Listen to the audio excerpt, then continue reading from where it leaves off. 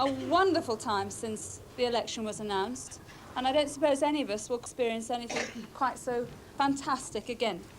You all contributed to that marvellous majority. I'll only just now briefly single out one person, standing at the back, he's my husband, because he had to contribute me as well. Had you thought he's the sort of man who would support me? And had you? Oh yes, I vetted him very carefully. I definitely vetted him and made sure. You see, most people grow up to be like their families. And when I saw Ray's family and met particularly his parents and his older brothers, who are sensible, stable, competent, very successful people in their own right, with good families that they care for, I thought to myself, well, that's going to be the kind of family life that he's going to want. And that would...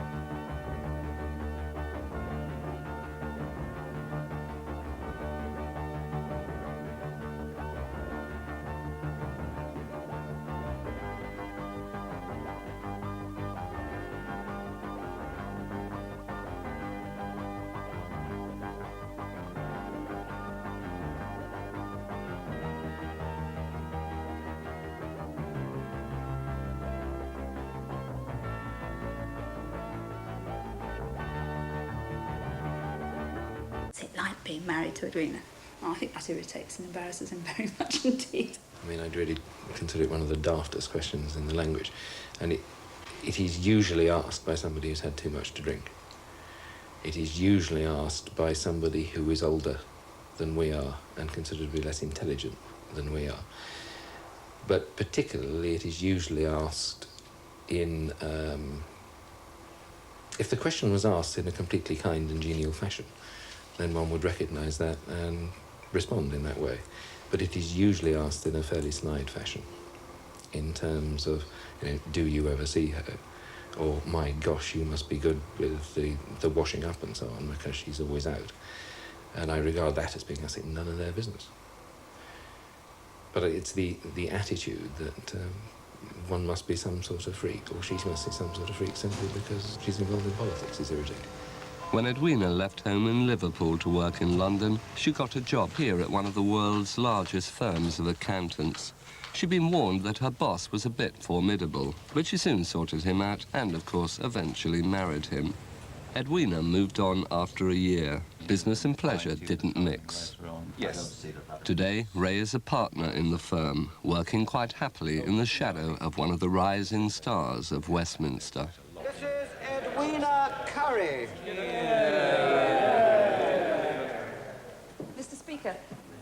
It is with much trepidation that I rise in this house to speak today for the first time.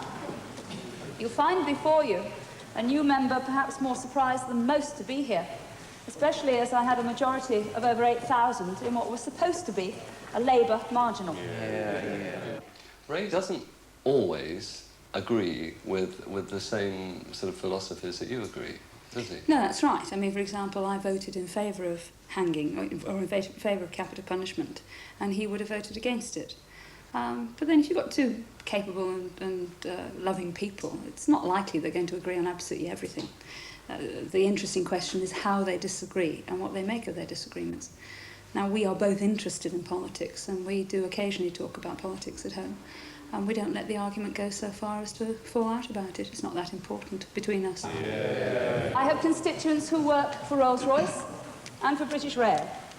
Indeed, my seat is so diverse that I may find in it an opportunity to talk in this house, if I catch your eye, sir, on almost anything. Did you think that you would marry her in those early days? Well, certainly not in the initial days, when I was much more concerned about her ability at double-entry bookkeeping and anything that might fit her for married life. I think from a fairly early stage, yes, it was quite likely. I should state that she proposed to me rather than the other way around. Well, it wasn't a terribly dramatic sort of down on one knee. She didn't give me any flowers or anything like that, and I hadn't bought a ring in advance. I'm not sure I can remember the exact details. That's a terribly unromantic thing to say. She always connects it with watching Elvis Presley and Jailhouse Rock on the television, but I'm not sure if she's got her timing right. That may be just a good story. It's partly, it's a long time since all this happened, but partly that we're not terribly romantic like that. When we went to a Buckingham Palace garden party last year, Ray was all dressed up in top hat and tails and all the rest of it looked smashing. And I remember saying to you, isn't it a pity you didn't dress up like that on our wedding day? And you said, but I did. I couldn't remember. Forgetful Edwina married well-dressed Ray in 1972. Edwina's family are Orthodox Jewish, and they weren't happy when she announced that she wanted to marry a Christian. Her father liked Ray, but refused to accept him as a son-in-law, a decision which caused everybody a lot of distress. Yes, I mean, it's a long, long time ago now, and I think most of the pain of that has gone. But I think my father was very disappointed. And from the date that we told him that we were going to get married until the date he died several years later, we didn't see him again. And that wasn't our desire. I mean, I was very fond of my father. He died some time ago now. He never saw his grandchildren. Well, one of them was born before he died, but he never saw Debbie. But the rest of my family, the sort of aunts and uncles and cousins and second cousins and all the rest, kept in touch and were very nice. And your mother? And my mother did. We were very close to her. Yeah, my mother did it a bit surreptitiously to start with, and when she realised that in fact we were happy and that we were going to be all right and that she didn't have anything to worry about, I think she sort of came round to it. She's very fond of Ray now and I think very proud of him. So in that sense, no, but that didn't bother me so much because I had known for a long time that my father wouldn't be able to accept it. But it surprised you very much. You always thought that you'd be able to win him round, and I think you were a bit hurt when it didn't happen like that. Yes, I mean, inevitably there's, I suppose, slightly the sort of pride element, but I think the main thing was that coming from a sort of close family, and I would still say that my father is one of probably my best friend in the world. And having got on quite well with Edwina's father, one anticipated the sort of opening up the family aspect, and it didn't quite work in that way. A typical Saturday at home with the Curries. 6-year-old Susie and her 8-year-old sister Debbie are looking forward to their school fete, but Mother has a previous engagement. Right, Susie, in there. Come on. Edwina has to visit her constituency, and Ray is being left to try to sort things out. Does she know all about it in terms of what time she's got to get there? I don't know. What? I think it's 2 o'clock. I think it's 2 o'clock as well. Yes. Okay. I would think. Debbie, hair. Gosh, you're hot. I feel your skin's all hot. I don't... Ow! Sorry. I think that is interesting. How much do you want? About 50. About 15p. You're going to buy a lot of tombola and raffle tickets. When do you have to go across and get dressed? Okay. It's 2 o'clock it starts. 2 o'clock. 2 o'clock. You got to be ready to dance or act. 2 o'clock. You got to be changed by then. Yeah. Have you got everything you need? Yeah, Have you got to get changed at all? Have you cleaned your shoes? I mean, it's open at 2 o'clock. Do you want some help? Are you all right? But when do you have to be changed by? It's a madhouse, this place. Well, the same time as the others. 2 o'clock.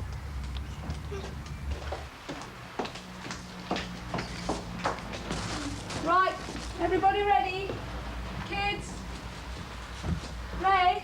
Yeah. Oh, you're there. Right, I've got to go. I'm going to read you the right act. I don't need You it. don't. Remember the right act. I'm going out now, and I want you to be Good. good. Because if you are, Naughty. when I come back, Give a smack. that's right, give us a kiss. Where's Susie? Eh! Give us a kiss. All right, now be good. I'll be back about 6. Look after Daddy. Yeah. All right, win something on the tombola. And see if you can buy me a nice vase for the flowers. God. Because I've got the flowers in a water jug at the moment, and it looks a bit funny. You do that? Yeah.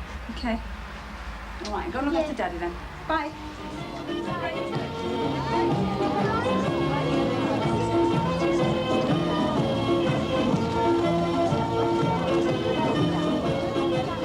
40 miles away from all the fun, Edwina is trying to cope with the everyday problems of her constituents. How's your father this week?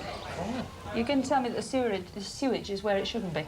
Well, not really, no. It keeps blocking up. That's the point. It's blocked up twice in the past 18 months. That's the foul sewer. Yes. And 80. There's 85 there. So. Well, that's what Mummy wanted. Thank you. Well done. I'm going to actually like it. It looks like a lovely one. Oh, it is with you. That's very clever.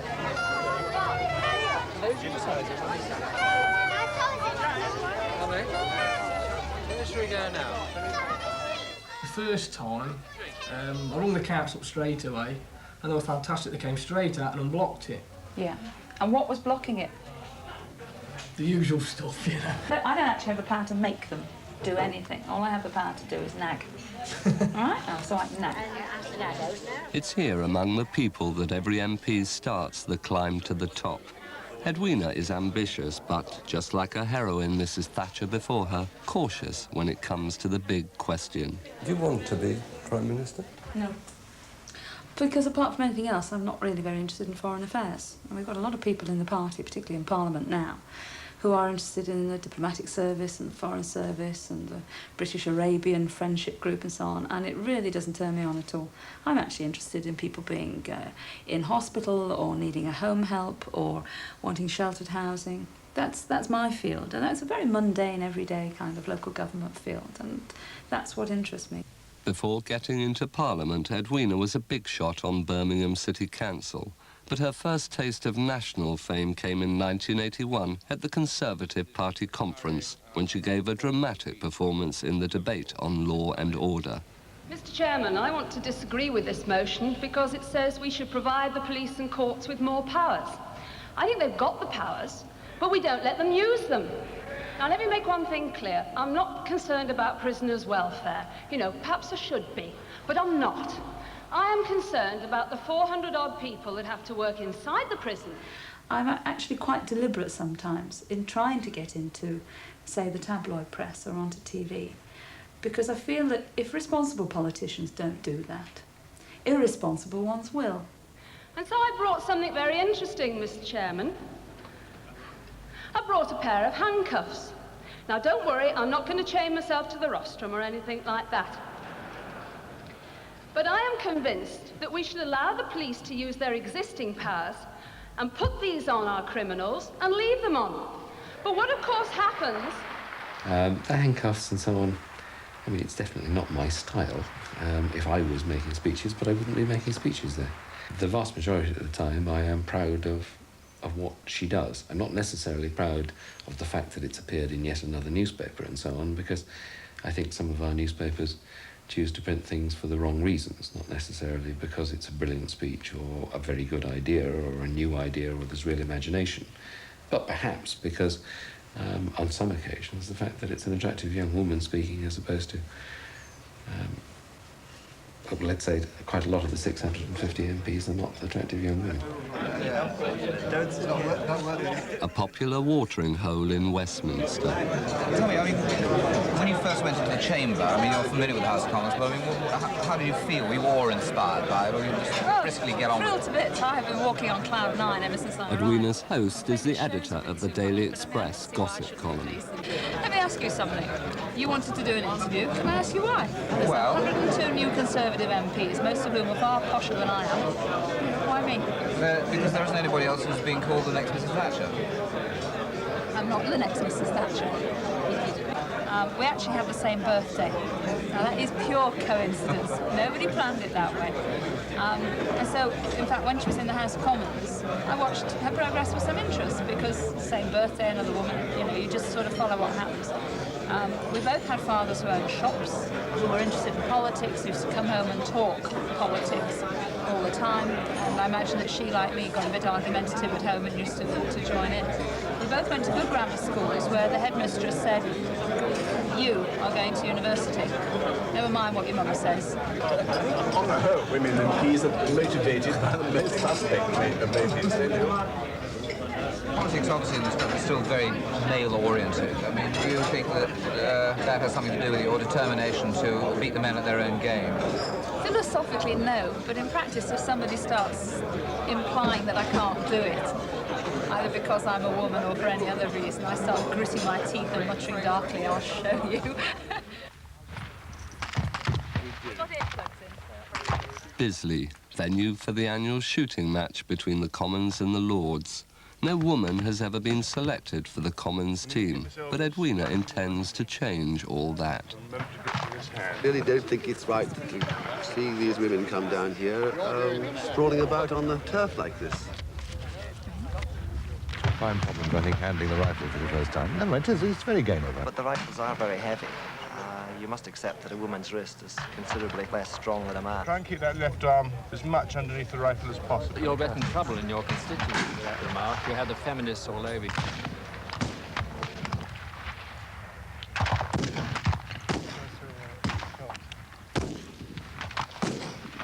Today, Edwina is on trial, aiming to make the team next year. It helps to reinforce the Conservative line on law and order, doesn't it? Got a nice face. Oh, I'm sure she got a very nice face.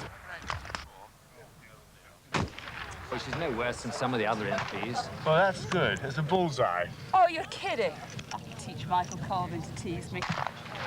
Thank you, madam. Thank you, sir. Thanks very much. Yes, please. Thank you. What about the parallels between your husband and Dennis Thatcher? Given that Prime Minister's been married, and very successfully married for a long time, and brought up two nice kids, I think he may well be a little curious as to perhaps whether Dennis did anything special. My husband's very successful. He's very good at his job, and he earns good CV, earns a lot more than an MP does. And I spend most of it. One would occasionally like some interest in one rather than entirely as the person who is living with such and such a politician. That, I am sure, is an occasional irritation to Dennis Thatcher. I'm a bit worried about that duck and duckling, actually. Some danger there. Yes. Super shot. I don't fancy going to warn that duck. Leftish. Certainly a good plan not bringing an umbrella. The Currys have led a complicated life. Their home is in Birmingham, but Ray is only there at weekends. 4 years ago, his job was transferred back to London, and because Edwina didn't want to leave her council work, he's been spending weekdays alone in a company house in Kensington. But now that Edwina is an MP and wants to be in London during the week, Ray is on the move again. They bought a flat in Victoria, which is ideally situated for Edwina's work in Westminster. Then we have a letter from Lord Hailsham, which I don't understand. This place is lousy with lawyers. Well, I'm afraid they tend to think that everybody's the same. Anyway, she's the lady that wrote about financial provision after divorce. And bless him, he's sent several copies. So I think the best thing to do, send her a copy and see if she understands it. Right. That's the first one out, which I think should be easier. Probably take it off the chain.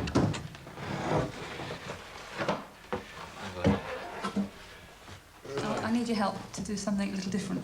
I'm going down this coal mine tomorrow, and I need trousers. I haven't got any up here. And I'm busy all day tomorrow, so would you be kind enough to go and buy me a couple of pair of trousers?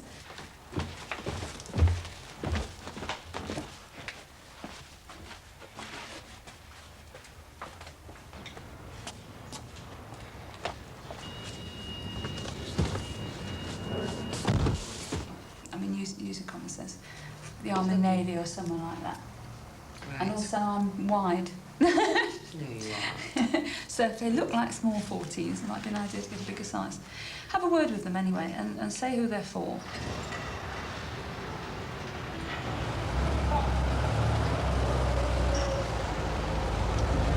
Keep it cooler day.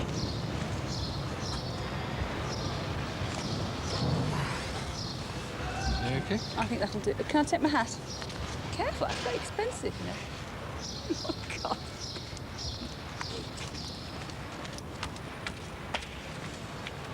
I feel like a refugee.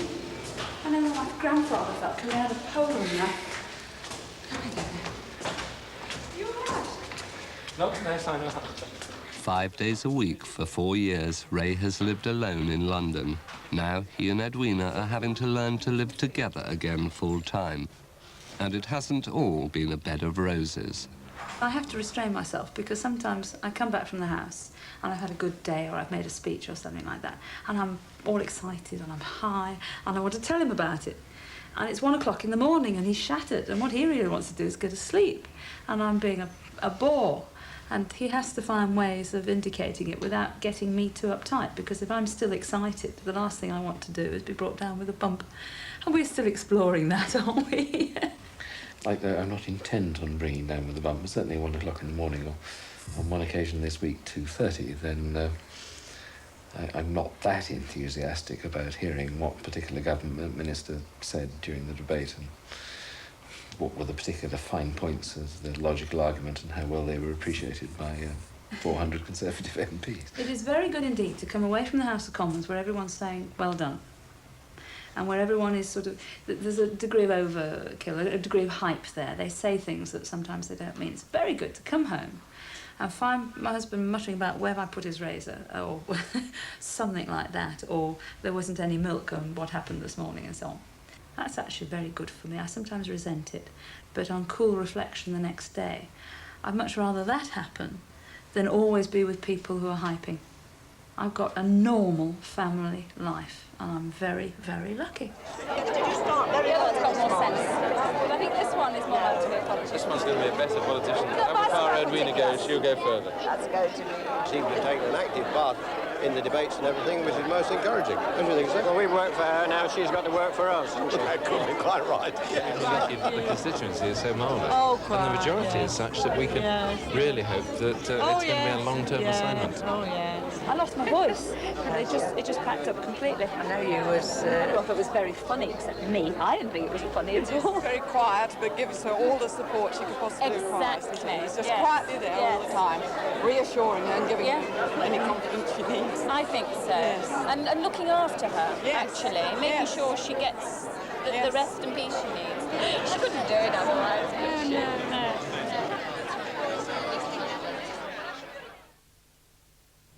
Former Playboy boss Victor Lowndes and retired bunny girl Marilyn Cole reveal their love nest relationship in the final programme from this series next Wednesday at 9:30. This is BBC One, and now we join Harry Carpenter for Sports Night.